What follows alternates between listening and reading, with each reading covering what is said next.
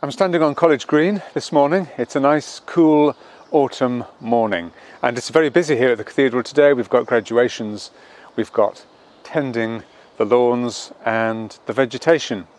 And at this point, up in Glasgow, COP26, well, all the leaders have now gone home, but of course they've left behind their negotiators who'll be there for the next 7 or 10 days to work through some of the things that have been agreed and where we go from here in our climate change debate.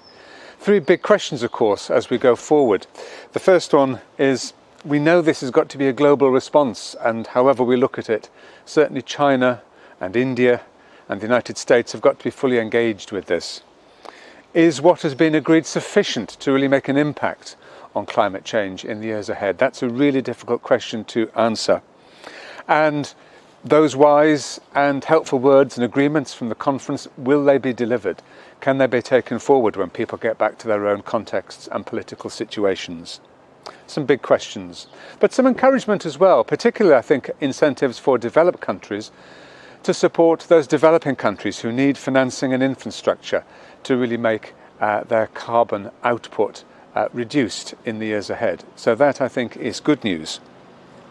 For those of us from faith backgrounds, it's really important that we do engage with this, because the spiritual well-being of our planet, as well as its mental and physical well-being, is important too.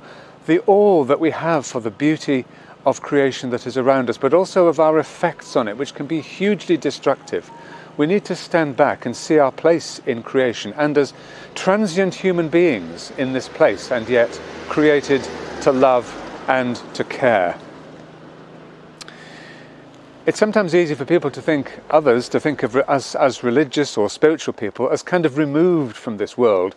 The advantage of being holy is that you kind of set yourself apart from the world and leave all those cares and worries behind. But that's not the case.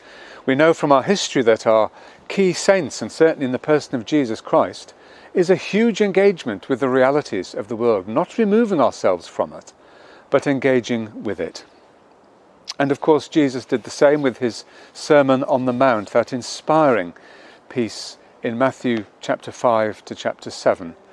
And some words from a Chilean Christian who wrote a different version of the Sermon on the Mount, but I think bringing out for us in some modern terms the reality of what it means for people in other parts of the world, and I think engages us with this present climate and carbon debate. Blessed are the poor, not the penniless, but those whose heart is free. Blessed are those who mourn, not those who whimper, but those who raise their voices. Blessed are those who hunger and thirst for justice, not those who whine, but those who continue to struggle. Blessed are the peacemakers, not those who shun conflict, but those who face it squarely.